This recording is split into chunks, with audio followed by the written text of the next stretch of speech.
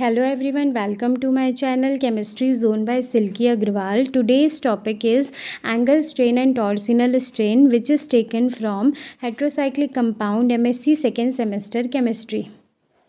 तो आज हम डिस्कस करेंगे हेट्रोसाइक्लिक कंपाउंड का जो सेकेंड चैप्टर है नॉन एरोमेटिक हेट्रोसाइकल्स। मैंने जो भी फर्स्ट चैप्टर जो था उसका जितना भी इम्पॉर्टेंट टॉपिक था उसका वीडियो मैंने पूरा अपलोड कर दिया है प्रॉपर नोट्स के साथ। अगर एग्ज़ाम पॉइंट ऑफ व्यू से भी आप उसको देखेंगे तो वो आपके लिए काफ़ी हेल्पफुल होगा। अगर आप उसको नहीं देखे हैं तो आप पहले उसको देख लीजिए प्रीवियस वीडियो को, जो कि फर्स्ट चैप्टर है हेट्रोसाइक्लिक कंपाउंड का। जितने भी टॉपिक्स हैं, जितने इंपॉर्टेंट टॉपिक्स हैं वो सारे मैंने कवर कर दिया है। उसका लिंक आपको डिस्क्रिप्शन बॉक्स में मिल जाएगा, या फिर आप डायरेक्टली प्लेलिस्ट में जा करके जहाँ पे हेट्रोसाइक्लिक कंपाउंड की प्लेलिस्ट है वहाँ से भी उस वीडियोस को देख सकते हैं। तो आज हम स्टार्ट करेंगे हेट्रोसाइक्लिक कंपाउंड का सेकेंड चैप्टर जो है नॉन एरोमेटिक हेट्रोसाइकल, जिसमें सबसे फर्स्ट टॉपिक आता है angle strain and torsional strain. Angle strain को एक्सप्लेन करूँगी एंड टॉर्सिनल स्ट्रेन को एक्सप्लेन करूँगी, जिसके लिए सबसे फर्स्ट है इसका सिनॉप्सिस। सिनॉप्सिस में क्या पढ़ना है, तो सबसे फर्स्ट है इंट्रोडक्शन, फिर एंगल स्ट्रेन, फिर table of angle strain values. It means जो एंगल स्ट्रेन है ना, तो कुछ मॉलिक्यूल्स के लिए उनकी वैल्यूज़ को पढ़ेंगे। फिर एंगल स्ट्रेन का एग्जांपल, देन टॉर्सिनल स्ट्रेन का एग्जांपल, कंक्लूजन एंड रेफरेंस। तो यहाँ हम डिस्कस करेंगे एंगल स्ट्रेन। सबसे पहले मैं जनरल एक्सप्लेनेशन बताऊंगी कि एंगल स्ट्रेन होता क्या है। फिर उसके बाद जो मेन पॉइंट्स आते हैं ना, कि एक्चुअल में हेट्रोसाइक्लिक कंपाउंड के लिए जो थ्योरी पर्पस में आप लिखेंगे इसको भी लिखना है, लेकिन वहाँ से क्या होता है, मेन टॉपिक स्टार्ट होता है। तो ये पहले जनरल इंट्रोडक्शन समझने के लिए कि एंगल स्ट्रेन क्या होता है, उसके बाद फिर वो हेट्रोसाइक्लिक कंपाउंड के लिए पढ़ेंगे। तो एंगल स्ट्रेन जो होता है, एंगल मतलब तो पता है, स्ट्रेन क्या होता है, ये टाइप ऑफ रिपल्शन होता है या फिर ये क्या होता है, फोर्स होता है। तो इसमें होता क्या है, तो एग्जांपल लेते हैं यहाँ पे प्रोपेन का। प्रोपेन मतलब क्या होता है, प्रोपेन बोल रहा है, इट मीन्स अगर नेमिंग अगर इसका करेंगे तो प्रोपेन, साइक्लोब्यूटेन। प्रोपेन मतलब क्या होगा, सिंगल बॉन्ड होता है और 3 कार्बन होगा। इट मीन्स 3 कार्बन वाला मॉलिक्यूल होगा जिसमें सिंगल बॉन्ड प्रेजेंट होगा। फिर सेकेंड आता है साइक्लोप्रोपेन। प्रोपेन ही रहता है, बस वो क्या होता है, साइक्लिक फॉर्म में प्रेजेंट होता है। फिर एक आता है साइक्लोब्यूटेन। जैसे यहाँ पे स्ट्रक्चर दिया है, 3 कार्बन प्रेजेंट है, 3 कार्बन, ये प्रोपेन हो गया। यहाँ पे ये 3 कार्बन जो है वो साइक्लिक, ये देखो ओपन स्ट्रक्चर है, ये क्या है, क्लोज्ड स्ट्रक्चर है, तो इसको साइक्लोप्रोपेन बोलते हैं। 4 कार्बन है इसलिए इसको साइक्लोब्यूटेन, साइक्लिक है इसलिए इसको साइक्लो बोल रहे हैं, और भी 4 कार्बन है इसलिए इसको ब्यूटेन बोलते हैं। तब क्या होता है ना, इन दोनों में अगर मैं कंपैरिजन करूँगी प्रोपेन और साइक्लोप्रोपेन में, तो प्रोपेन का जो आइडियल बॉन्ड एंगल होता है वो 109.5 डिग्री होता है, ठीक है। और ये इस तरीके का जो रिप्रेजेंटेशन है, इसका मतलब क्या होता है, तो जो ये 2 लाइंस होती है, इट मीन्स क्या होता है, ये प्लेन में होता है। और ये जो वेज दिया हुआ है, ये वेज मतलब होता है टूवर्ड्स दी ऑब्जर्वर, और ये डैश मतलब होता है अवे फ्रॉम दी ऑब्जर्वर, ठीक है। ये तो जनरल से है, सबको पता होगा कि ये कार्बन जो होता है वो टेट्राहेड्रल स्ट्रक्चर को शो करता है, ठीक है। टेट्राहेड्रल स्ट्रक्चर मतलब क्या होता है, उसमें 4 बॉन्ड प्रेजेंट होते हैं, जिसमें से 2 बॉन्ड प्लेन में होता है, एक बॉन्ड जो होता है वो towards the observer, it means क्या है, वो सामने साइड शो होता है, ठीक है। और ये जो डैश से रिप्रेजेंट कर रहे हैं वो पीछे साइड। जैसे एग्जांपल के लिए अगर ये प्लेन में है, यहाँ पे एक प्रेजेंट है, यहाँ पे एक प्रेजेंट, 2 प्लेन में प्रेजेंट होगा, तो एक जो होगा वो ऐसे सामने साइड होता है, ऐसे सामने साइड, और एक जो होता है वो पीछे साइड जो है हाइड्रोजन वो प्रेजेंट होता है, ठीक है। तो ये डैश जो है वो पीछे वाले हाइड्रोजन को शो कर रहा है, और ये वेज जो होता है वो आगे वाले हाइड्रोजन को शो करता है, और ये दोनों जो होते हैं वो प्लेन में प्रेजेंट होते हैं, ठीक है। और अच्छे से अगर मैं बताऊँ तो जैसे ये कॉपी है, ये जो कॉपी है, यहाँ पे इस कॉपी में अगर ये कार्बन को सेंटर में रखूँगी, ये CH3 और ये CH3 दोनों कॉपी में होगा, ठीक है। लेकिन ये वेज वाला है ना, ये कॉपी से ऊपर वो होगा, ऊपर साइड होगा, सामने साइड होगा, और ये डैश वाला क्या होगा, कॉपी के पीछे साइड होगा, ठीक है। तो इस तरीके से टेट्राहेड्रल स्ट्रक्चर होता है। तो इसका स्ट्रक्चर का जो बॉन्ड एंगल होता है ना, कार्बन कार्बन का, वो आइडियल बॉन्ड एंगल होता है 109.5 डिग्री। अगर इसी को अब मैं साइक्लिक में कन्वर्ट कर दूँ, कुछ नहीं करना है, साइक्लिक में कन्वर्ट करने के बाद तो यहाँ पे क्या होता है ना, इसका बॉन्ड एंगल डिक्रीज़ हो जाता है 60 डिग्री में। इट मीन्स पहले 109 डिग्री था, अब वो डिक्रीज़ हो गया -49 डिग्री, तो वो किस में चेंज हो गया, 60 डिग्री में। तो यहाँ से आइडियल से जो 60 डिग्री में कन्वर्ट होता है ना, तब उस टाइम पे अगर यहाँ पे इस तरीके से डायग्राम बनाऊँ तो ये हाइड्रोजन इस तरीके से आते हैं, इस तरीके से प्रेजेंट होंगे, और हाइड्रोजन इस तरीके से प्रेजेंट होते हैं। तब यहाँ पे कैसे, जैसे हाइड्रोजन यहाँ पे काफ़ी दूर दूर इनके हाइड्रोजन प्रेजेंट है, लेकिन जैसे ही इस टाइप का स्ट्रक्चर होगा तो हाइड्रोजन क्या होता है, एकदम पास आता है।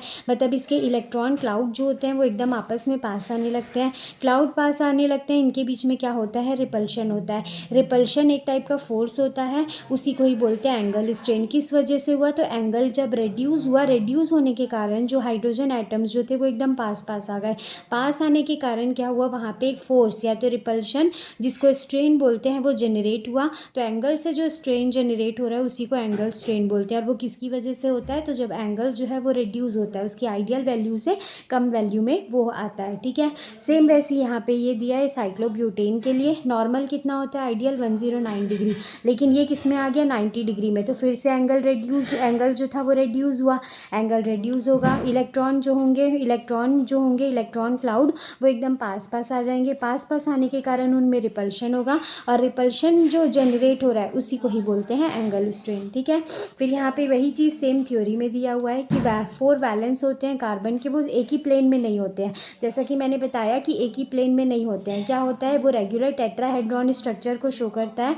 बॉन्ड एंगल उसका 109 होता है। एक ही प्लेन में नहीं होते हैं, मतलब क्या होगा, ये दो तो प्लेन में है, लेकिन एक होता है सामने साइड और एक होता है पीछे साइड। ठीक है, लेकिन जब इसको साइक्लिक फॉर्म में कन्वर्ट करते हैं, ठीक है, तब वहाँ पे क्या होता है कि जितने भी कार्बन होते हैं वो सारे क्या होते हैं, सेम प्लेन में आ जाते हैं। सेम प्लेन में आते हैं तो डेविएशन होता है उनके नेचुरल बॉन्ड एंगल में। डेविएशन मतलब क्या होता है, चेंज होता है।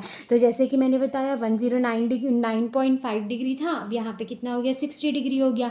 इसका मतलब क्या होता है, इलेक्ट्रॉन क्लाउड जो होता है ना हर एक एटम के सराउंडिंग में, वो एक दूसरे के एकदम पास आ जाता है। ठीक है, जिसके कारण वो वहाँ रिपल्शन होता है और उसकी एनर्जी जो होती है वो इंक्रीज़ होती है। अब यहाँ रिपल्शन होगा, एनर्जी इंक्रीज़ होती है, इट मीन्स वो कंपाउंड जो होता है वो अनस्टेबल होता है। ठीक है, किसके कंपैरिजन में, स्ट्रेट चेन एल्केन के कंपैरिजन में। तो ये जो इनस्टेबिलिटी होती है ना वो स्ट्रेन के कारण, उसी को एंगल स्ट्रेन बोलते हैं, और उसी को बॉन्ड बेयर स्ट्रेन बोलते हैं। बॉन्ड बेयर स्ट्रेन क्यों बोलते हैं, क्योंकि ये जो एंगल स्ट्रेन जो था उसको डिस्कवर किया था एक साइंटिस्ट ने जिसका नाम बॉन्ड बेयर था। तो उन्हीं ने ही अपने नाम से इस स्ट्रेन को रखा था बॉन्ड बेयर स्ट्रेन। तो यहाँ पे ओवरऑल क्या दिया था कि जो नॉर्मल वो होता है, टेट्राहेड्रल स्ट्रक्चर होता है, उसका बॉन्ड आइडियल बॉन्ड एंगल जो होता है वो डिक्रीज़ हो जाता है। डिक्रीज़ होने के कारण वहाँ पे क्या होता है, रिपल्शन होता है। एंगल के कारण रिपल्शन होता है या फिर फोर्स होता है, उसी को बोलते हैं एंगल स्ट्रेन। फिर नेक्स्ट यहाँ पे दिया हुआ है कि एक टेबल, अगर आप टेबल से पढ़ेंगे तो ज़्यादा इजी होगा, और नोट्स वगैरह भी प्रिपेयर कर रहे हैं तो उसमें भी यहाँ पे मैं इसको टेबल को मेंशन कर देंगे, तो ये भी बहुत आपके लिए बेनिफिट होगा। तो यहाँ पे जैसे कंपाउंड दिया साइक्लोप्रोपेन, सबका आइडियल जो होता है वो सेम होता है, 109 डिग्री सबका आइडियल बॉन्ड एंगल होगा। साइक्लोप्रोपेन में क्या होता है, बॉन्ड एंगल जो है 109 से 60 डिग्री में रिड्यूस होता है, तो इसमें एंगल स्ट्रेन होता है 49.75 डिग्री का। साइक्लोब्यूटेन के लिए एंगल स्ट्रेन होता है 19.75 डिग्री। साइक्लोपेंटेन के लिए होता है 0.75 डिग्री। साइक्लोहेक्सेन के लिए होता है 11.25 डिग्री, और साइक्लोहेप्टेन के लिए होता है 19.54 डिग्री।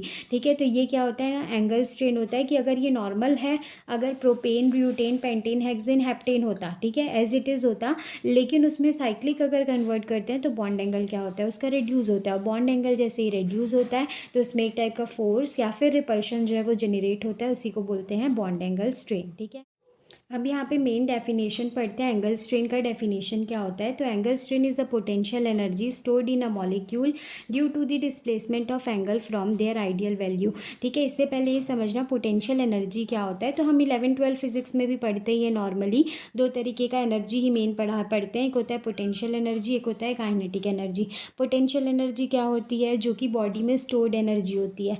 काइनेटिक एनर्जी क्या होती है, मूवमेंट की एनर्जी होती है। जैसे अगर हम जैसे नॉर्मल सा अगर एग्जांपल लेती हूँ, तो जैसे हम हर दिन खाना खाते हैं, अगर किसी एक दिन खाना नहीं खाते फिर भी तो हम वर्क करते हैं ना कोई एनर्जी स्टोर्ड होगी हमारी बॉडी में पहले से। तो वो जो स्टोर्ड एनर्जी होती है ना, वो पोटेंशियल एनर्जी कहलाती है। अब उसी एनर्जी को मैं काम करने में यूज़ कर रही हूँ, तो वो एनर्जी क्या कहलाती है, मतलब काम करना इन द सेंस मूवमेंट के लिए, तो वो कहलाती है काइनेटिक एनर्जी। ठीक है, तो एंगल स्ट्रेन भी क्या होती है, एक टाइप की पोटेंशियल एनर्जी होती है जो मॉलिक्यूल में स्टोर होती है। ठीक है, जैसे एग्जाम्पल के लिए अगर यहाँ पे CH2 और CH3 प्रोपेन ले रही हूँ मैं। तो ये जब इसमें कन्वर्ट हो रहा है, ठीक है, ये साइक्लोप्रोपेन में जब कन्वर्ट होगा तो कोई ना कोई एनर्जी को स्टोर करेगा, वही एनर्जी क्या कहलाती है, उसकी एंगल स्ट्रेन कहलाती है, ठीक है। जैसे एग्जांपल के लिए अगर लेते हैं तो जब एक बॉल को सर्टेन हाइट से अगर मैं कोई उधर से थ्रो करूँगी, ठीक है, तो वो ग्रेविटी के तरफ खिंचाती है, ठीक है, पुल होती है ग्रेविटी के तरफ में, तो उस टाइम पोटेंशियल एनर्जी कन्वर्ट होती है काइनेटिक एनर्जी में, ठीक है। वही सेम चीज़ बताई कि बॉल में कोई ना कोई पर्टिकुलर एनर्जी होगी, स्टोर्ड एनर्जी, वो क्या हो रही है, पोटेंशियल एनर्जी। जैसे ही लेकिन वो नीचे ग्रेविटी उसको अपने तरफ खींच रही है, ठीक है, तो वो किस में कन्वर्ट हो रही है, काइनेटिक एनर्जी में कन्वर्ट हो रही है। तो ये एनर्जी जो है वो पोटेंशियल से काइनेटिक में कन्वर्ट होती है, जिसको हमने पढ़ा था law of conservation of energy में,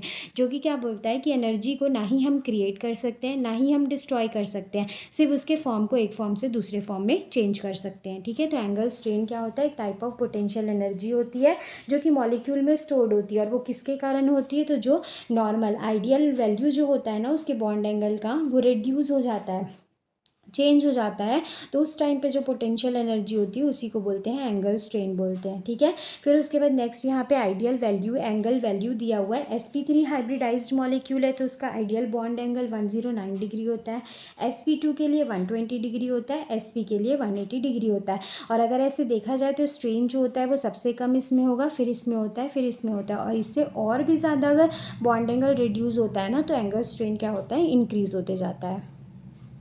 अब ये एंगल स्ट्रेन जो है ना उसको एक एग्जांपल से समझेंगे, जिसमें एग्जांपल क्या लेते हैं, सबसे स्मॉल मॉलिक्यूल लेते हैं जो कि 3 मेंबर रिंग का होता है। तो 3 मेंबर रिंग जो होता है वो क्या होता है, साइक्लोएल्केन में, जो कि होता है साइक्लोप्रोपेन और साइक्लोब्यूटेन होता है, ठीक है। 2 का तो रिंग बनता नहीं है तो इसलिए 2 को तो लेते नहीं है इथेन को, तो साइक्लोएल्केन में साइक्लोप्रोपेन और साइक्लोब्यूटेन को लेते हैं एक्सप्लेन करने के लिए एंगल स्ट्रेन को, ठीक है। तो इसमें होता क्या है, तो बॉन्ड एंगल जो होता है साइक्लोप्रोपेन का वो 60 डिग्री होता है, ठीक है। जैसे कि स्टार्टिंग में ही मैं बताई थी इस तरीके से बनेगा, तो हर एक एंगल क्या होता है इसका 60 डिग्री होता है, ठीक है। तो साइक्लोप्रोपेन जो होता है वो इक्वेटोरियल ट्राइगोनल के फॉर्म में एग्जिस्ट करता है। हर एक कार्बन एटम जो होता है वो sp3 हाइब्रिडाइज्ड होता है। आइडियल बॉन्ड एंगल जो होता है वो 109 डिग्री होता है, ठीक है। ये तो इसके लिए दिया, ठीक है, ये किसके लिए दिया, साइक्लोप्रोपेन के लिए। लेकिन क्या होता है, नॉर्मल जो से वो होता है साइक्लिक स्ट्रक्चर जो होता है, ठीक है, साइक्लिक नहीं, लीनियर स्ट्रक्चर, जो इसका CH3 CH2 CH, ये जो प्रोपेन का स्ट्रक्चर जो होता है ना, इसमें हर एक कार्बन sp3 हाइब्रिडाइज्ड होता है। वैसे इसमें भी हर एक कार्बन sp3 हाइब्रिडाइज्ड होता है। अब इस हाइब्रिडाइजेशन तो निकालना आता ही है, कैसे निकालते हैं कि नंबर ऑफ बॉन्ड जितने भी एक एटम से जुड़े हुए हैं उसका हाइब्रिडाइजेशन वैसे निकलता है। जैसे एग्जाम्पल के लिए यहाँ पे अगर मैं लेती हूँ, इस तरीके से बनाइए,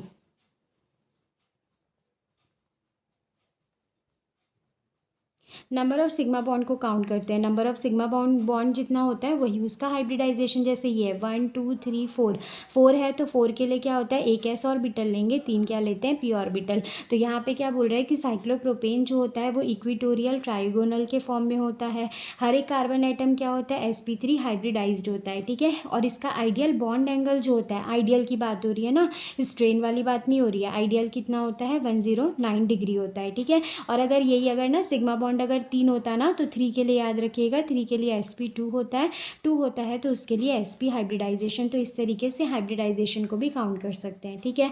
फिर इसमें क्या बोल रहा है कि जैसे ही यहाँ पे, लेकिन ये तो हम ऐसा ऑब्जर्व वो कर रहे हैं ना, ऐसा हम पढ़े हैं, ठीक है। लेकिन जब हम ऑब्जर्व करते हैं ना तो उसकी ऑब्जर्व्ड वैल्यू क्या होता है, उसमें बहुत ज़्यादा डिफरेंस दिखाई देता है, ठीक है। अब इस डिफरेंस के कारण क्या होता है, एंगल स्ट्रेन जो होता है वो इंक्रीज होता है और मॉलिक्यूल की पोटेंशियल एनर्जी इंक्रीज होती है। अभी मैं बताई एंगल स्ट्रेन क्या है, टाइप ऑफ पोटेंशियल एनर्जी है, तो एंगल स्ट्रेन इंक्रीज होगा तो इट इज़ वेरी ऑब्वियस कि पोटेंशियल एनर्जी जो होगी वो भी इंक्रीज होगी। तो जैसे हम ऐसे बना रहे हैं ना, तब हम यहाँ पे देख रहे हैं कि sp3 हाइब्रिडाइज्ड है, आइडियल बॉन्ड एंगल इतना है, लेकिन जैसे ही ऑब्जर्व करते हैं तो हमको पता चलता है कि इसमें एंगल स्ट्रेन क्या हो रहा है, इंक्रीज हो रहा है, जिसके कारण उसकी पोटेंशियल एनर्जी जो होती है वो भी इंक्रीज होती है। तो साइक्लोप्रोपेन में एंगल स्ट्रेन जो होता है वो प्रेजेंट होता है, ठीक है। कितना वो रिड्यूस होता है, ये 60 डिग्री में, 60 डिग्री 109 डिग्री होता है और 60 डिग्री में यहाँ पे फाउंड होता है, ठीक। ये हो गया, ये तो एंगल स्ट्रेन था, एंगल की वजह से जो आ रहा है। इसमें एक टाइप का स्ट्रेन जो होता है ना वो और प्रेजेंट होता है, जिसको बोलते हैं टॉर्सिनल स्ट्रेन। अब ये टॉर्सिनल स्ट्रेन क्या होता है, जिसको मैं आपको और अच्छे से एक्सप्लेन करूँगी, पर्टिकुलर एक टॉपिक है टॉर्सिनल स्ट्रेन का वहाँ पे, लेकिन बस यहाँ पे इतना ही समझिए कि जो साइक्लोएल्केन में साइक्लोप्रोपेन होता है, इसमें एक स्ट्रेन तो होता है एंगल स्ट्रेन, साथ साथ में क्या होता है, टॉर्सिनल स्ट्रेन भी प्रेजेंट होता है। ठीक है, तो बॉन्डिंग जो होता है साइक्लोप्रोपेन में, साइक्लोप्रोपेन की बॉन्डिंग के कारण पुअर ओवरलैपिंग होता है उसमें, और साइंटिस्ट जो है ना इस टाइप की बॉन्डिंग के लिए एक नया सॉल्यूशन ढूंढते हैं, नए टाइप की बॉन्डिंग फॉर्म करते हैं, जिसको बनाना बॉन्डिंग बोलते हैं। तो जैसे ऐसा कंपाउंड है जिसमें क्या है, एंगल स्ट्रेन भी प्रेजेंट होगा, टॉर्सिनल स्ट्रेन भी। तो स्ट्रेन प्रेजेंट है, इट मीन्स एनर्जी उसकी इंक्रीज हो रही है। एनर्जी जितनी ज़्यादा इंक्रीज होती है तो मॉलिक्यूल उतना ही क्या होता है, अनस्टेबल होता है। तो अनस्टेबल मॉलिक्यूल के लिए कोई ना कोई तो सॉल्यूशन निकालना पड़ेगा ना, तो उसकी बॉन्डिंग के लिए जो बॉन्डिंग को यूज़ करते हैं उसको बनाना बॉन्डिंग बोलते हैं। ठीक है, और एक लेक्चर होगा जो कि इसके बाद वाला ही, जिसमें टॉर्सिनल स्ट्रेन को मैं अच्छे से एक्सप्लेन कर दूंगी, तो आपको समझ में आ जाएगा टॉर्सिनल स्ट्रेन क्या होता है। बाकी एक बार इसमें भी बताती हूँ आपको वो क्या होता है। जो अभी एग्जांपल मैंने डिस्कस किया कि वो जो एंगल स्ट्रेन जो होता है वो प्रेजेंट होता है साइक्लोप्रोपेन में, वो यहाँ पे दिया हुआ है। ठीक है, एक एंगल स्ट्रेन तो था, अब ये टॉर्सिनल स्ट्रेन। तो टॉर्सिनल स्ट्रेन कैसे होता है ना, तो देखो यहाँ पे ये जो है कन्फर्मेशन किसकी लिए हुए हैं, इथेन की कन्फर्मेशन लिए हुए हैं। ठीक है, इथेन की कन्फर्मेशन में क्या होता है ना, दो कार्बन आइटम, इसको अगर मैं इस तरीके से बनाऊंगी तो ये कार्बन होता है, ये कार्बन। ठीक है, यहाँ पे ये दो हाइड्रोजन प्रेजेंट होते हैं, तीन हाइड्रोजन प्रेजेंट है। वैसे ही एज इट इज़ यहाँ पे क्या होते हैं, तीन हाइड्रोजन प्रेजेंट होते हैं। ये वाला कंडीशन जो है ना वो इसके लिए है। ठीक है, अब मैं इसको अगर बनाऊंगी तो इसको कैसे बना सकती हूँ, सेम कार्बन रहेगा, यहाँ पे हाइड्रोजन हाइड्रोजन हाइड्रोजन। इस कंडीशन पे क्या है, इस तरीके से हाइड्रोजन जो है वो प्रेजेंट होते हैं। ठीक है, मतलब ये क्या होता है, सेम जैसे एक हाइड्रोजन है ना उसके जस्ट पीछे क्या होता है, दूसरा हाइड्रोजन प्रेजेंट होता है। और इसमें क्या होता है ना, एक हाइड्रोजन है ना उसके जस्ट पीछे नहीं, ये सेंटर पे जाएगा, उसके 60 डिग्री में क्या होते हैं, दूसरे हाइड्रोजन जो होते हैं वो प्रेजेंट होते हैं। तो जब एक हाइड्रोजन के जस्ट पीछे एक हाइड्रोजन होता है तो उस टाइप का जो स्ट्रक्चर होता है उसको एक्लिप्स्ड स्ट्रक्चर बोलते हैं। और एक हाइड्रोजन के पीछे नहीं ना होकर के 60 डिग्री में जो हाइड्रोजन होता है ना उसको स्टैगर्ड स्ट्रक्चर बोलते हैं। ठीक है, तो जैसे यहाँ पे दिया हुआ है, तो यहाँ पे क्या बोलता है ना, तो वो इथेन में कि जो एक्लिप्स्ड कन्फर्मेशन होता है ना उसमें टॉर्सिनल स्ट्रेन प्रेजेंट होता है, जिसमें जिसकी एनर्जी कितने के में कितना डिफरेंस होता है, 3 किलो कैलोरी पर मोल। ठीक है, इट मीन्स अगर ये एक्लिप्स्ड है, एक्लिप्स्ड से मेरे को स्टैगर्ड में लेके आना है ना, तो यहाँ पे 3 किलो कैलोरी पर मोल एनर्जी को मेरे को देना पड़ेगा। ठीक है, तो यहाँ पे टॉर्सिनल स्ट्रेन प्रेजेंट होता है, क्योंकि क्या होता है ना, ये दोनों के बीच में दोनों हाइड्रोजन पास पास है, तो यहाँ रिपल्शन होता है। रिपल्शन मतलब स्ट्रेन होता है, तो इसको बोलते हैं टॉर्सिनल स्ट्रेन। नेबरिंग एटम के देखो फिर से एक बार यहाँ क्लियर कर रही हूँ, एंगल स्ट्रेन मतलब क्या हो रहा है, वो भी टाइप ऑफ पोटेंशियल एनर्जी है, वो किसके कारण हो रहा है, एंगल के डिस्प्लेसमेंट के कारण।